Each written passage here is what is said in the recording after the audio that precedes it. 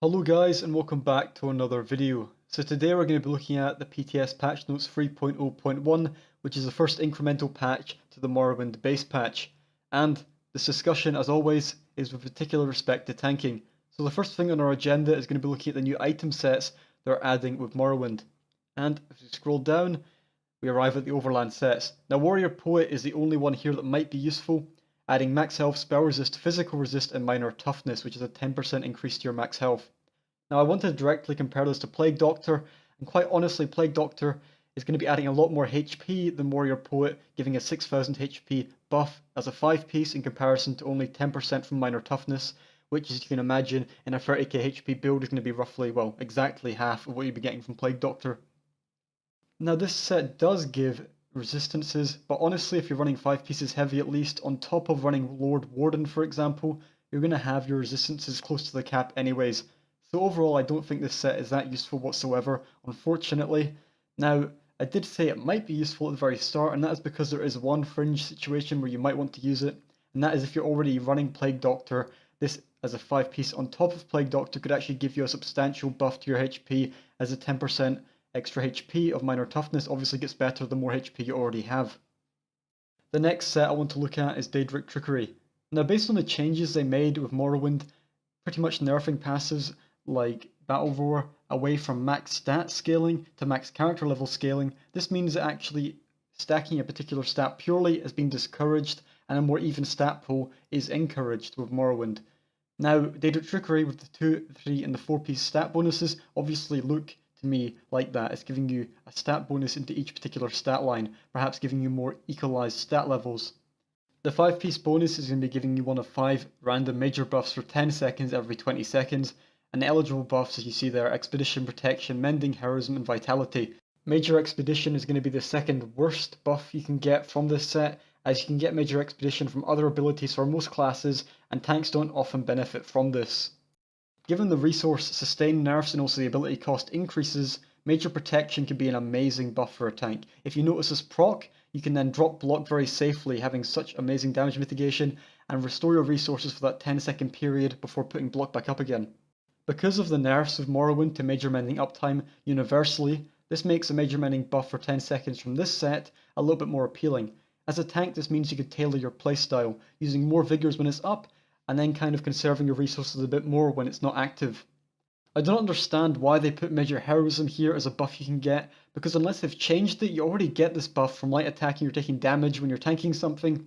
So yeah, it's absolutely worthless in almost every situation. Weird. At a stretch, it could be useful if a trial fight forced you to move a part out of the range of light attack to get your Major Heroism, but that is a pretty fringe case. Similarly to Major Protection, Major Vitality is a final buff to look at, and it's going to be amazing for just more sustain as a tank. In terms of you getting more healing, you can drop block a bit more, and your healers worry less about you and more about your group. You can also proc in good situations to enable you to survive some damaging mechanics if your healers are a bit low resource-wise. So overall, the set has the possibility of offering you 3 really good tanking buffs, and 1 which is not so good Major Expedition, and then the completely worthless one, so not a bad set. As we scroll down, a notable set is Shadowplay, though not for tanking. It's a DPS hybrid set, and it's interesting that they've double statted it, but providing more stats than perhaps they should have as a set. Maybe this is an attempt by ZeniMax to push forward that hybrid DPS mentality, giving them more benefits for going into a more 50-50 stat pool, Magicka and Stamina. It'll be interesting to see how this pans out in comparison to the new heavy attack builds that have emerged for Morrowind with the more traditional DPS of either Magicka or Stamina.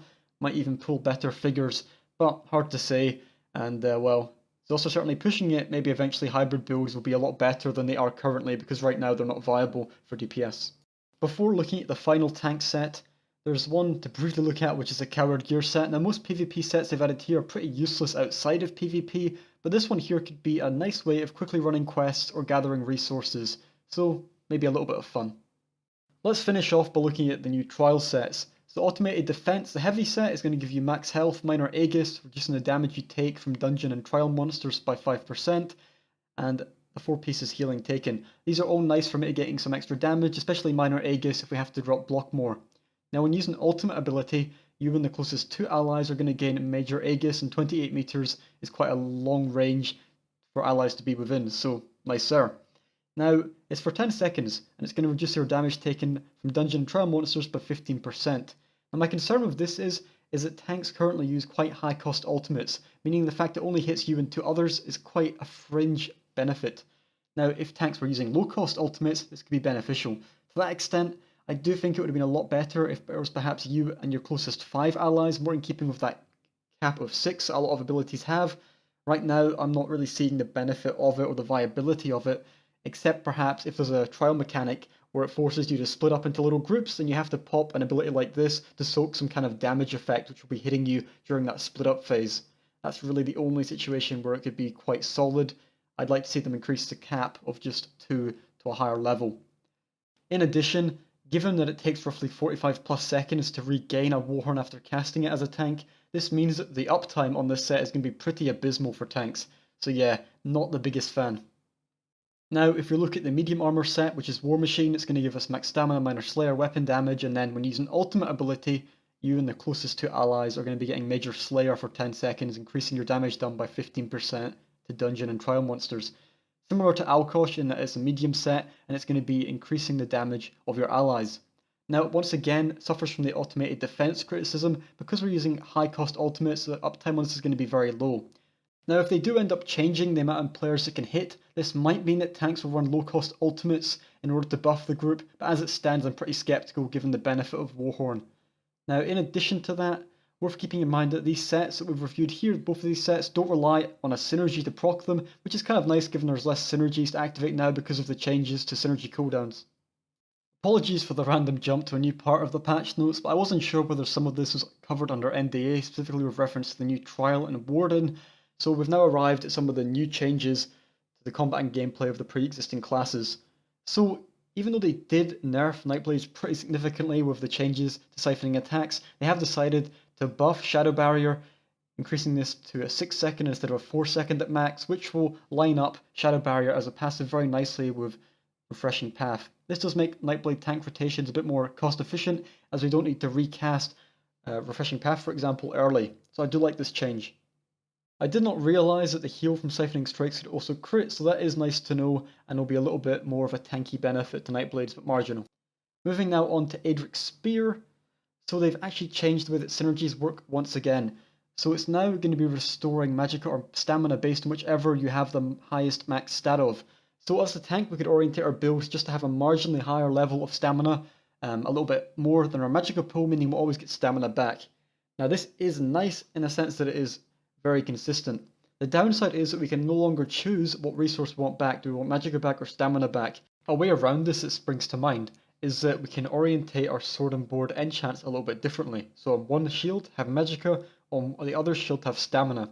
So when we're on our sword and board pierce armor bar with a lot of stamina abilities, we have our stamina enchant on that shield, meaning we get stamina back when we activate a synergy, because that's when we're using stamina the most. When we're on our back bar with lots of magicka based abilities, at least for DK tanks, we can have a magicka enchant on that shield, meaning we get magicka back. This would be a way for tanks to get both resources back dependent on what they need, and is something I haven't seen suggested as of yet really as a workaround for this, because otherwise, people are right, you would have to be forced into one particular resource pool. However though, this is a great change for DPS and healers, as it does allow them to get back the stat they want. The final point is probably fairly obvious, but they've also changed necrotic orbs so that it accounts for the changes they made to spear shards both being equivalent. With that said, I've covered everything that I wanted to in this video, so I did hope that you enjoyed it and that perhaps it provided you some fresh insights. Please do let me know in the comments whether you found these changes a step in the right direction or were still a little bit underwhelmed with what ZeniMax has done here. Anyways, I look forward to seeing you all in another video, but until then, bye bye for now.